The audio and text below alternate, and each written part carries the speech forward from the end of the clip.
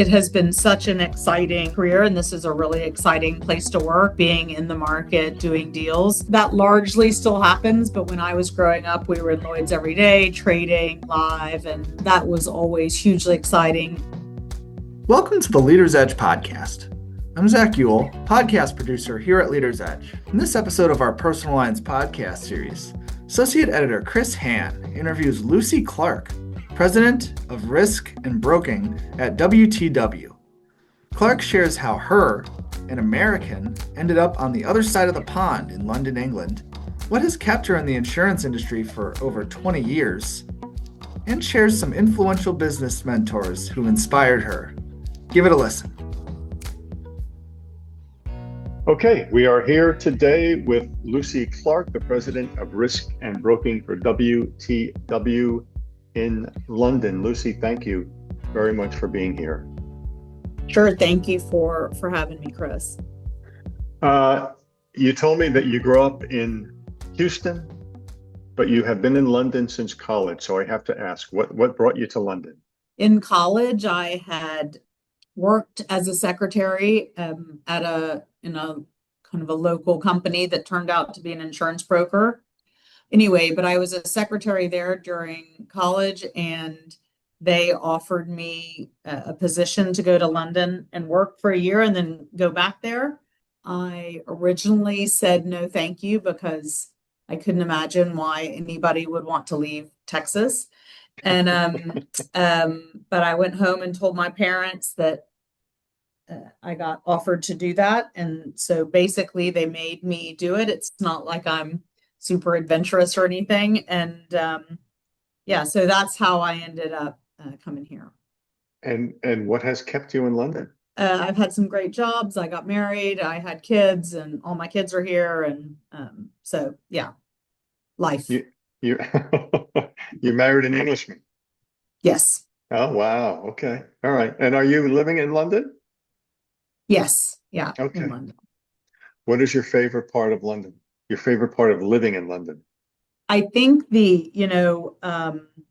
obviously the history here is very cool, and especially if you come from Houston. And during sometimes I walk to work, not very often now, but I did a lot during COVID. Hmm. And it was just so weird to think of all the things that I walk past that are just on my normal walk to work. Yeah. The Houses of Parliament, Westminster Abbey, the Ministry of Defense, Buckingham Palace, so it's just the whole city is so full of history and just fascinating. So I think that's the neatest part. Wow. I'm curious, what would be the one thing that you think most Americans get wrong about London, and the one thing that most Londoners get wrong about Houston?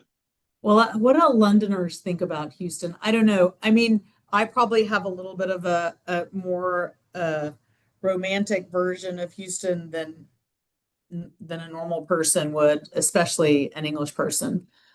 But like, for example, when I first moved here, and then when I ended up getting married, for about 10 years, every vacation we went to Houston.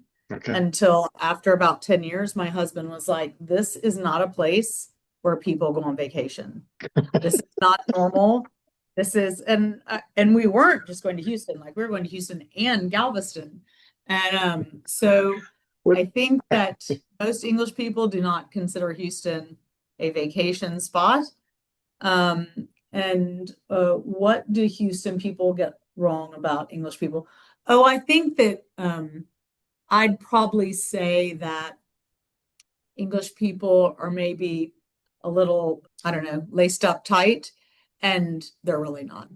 Had you ever thought about what you might have done if you had not gone into the insurance industry? I was waiting to take the LSAT. That was my plan before the insurance people offered me a job. So probably I would have, if I had passed the LSAT, probably I would have gone to law school and hopefully been a lawyer. You mentioned your business mentors that you've had. Are there? Can you recall any Was there one most influential business mentor, or who have been some of your business mentors? I think I would probably gather up the people that were my bosses at JLT, which was where I spent the longest. So that would be people like Ken Carter, John Lloyd, Dominic Burke, Mark Drummond Brady. I think that I was there for 17 years. That was the most during which, obviously a period of time where I learned a lot. So I would probably say that that group were probably my most influential. You've been in the insurance industry for more than 25 years. What has kept you in the business? Well, I mean, I grew up working here in London, and it has been such an exciting career, and this is a really exciting place to work, being in the market, doing deals. It's that largely still happens, but when I was growing up, we were in Lloyd's every day, trading live, and that was always hugely exciting. Energy, the part that I'm from, is a very exciting market, huge values, huge structures, and so different all the time. So it's just a very, very exciting place to work. If you could change one thing about the insurance industry, well, what would it be? I would change the outdated infrastructure and have everything be modern and digital without having to do all the hard work to make that happen. Okay. All right. Fair question. Fair answer. What is something your coworkers would be surprised to learn about you? I'm very, very open book, so I doubt there's anything. I've only been here 18 months, and there's probably nothing they don't know. But some people might be surprised to know that I only got my UK driver's license during my gardening leave. So which took me a really long time. I drove on my Texas driver's license for 25 years, more than 25 years.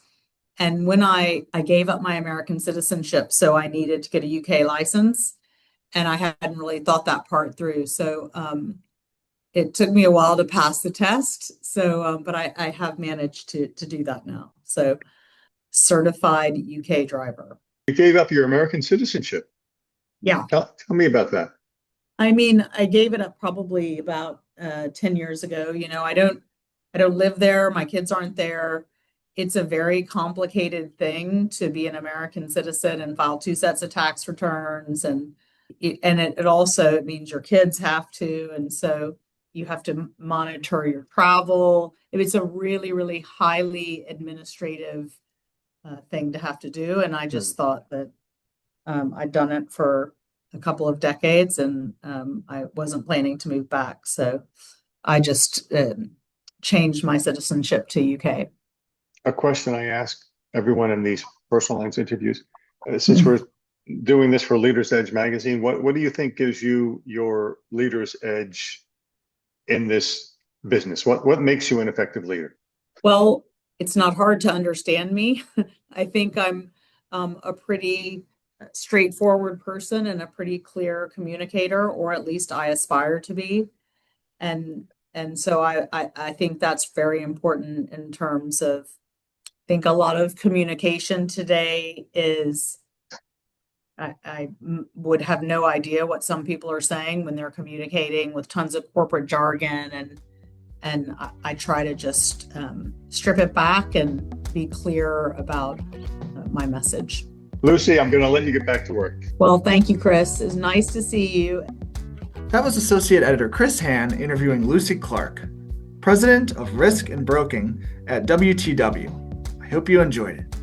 For more episodes of our Personal Lines podcast series, go to leadersedge.com.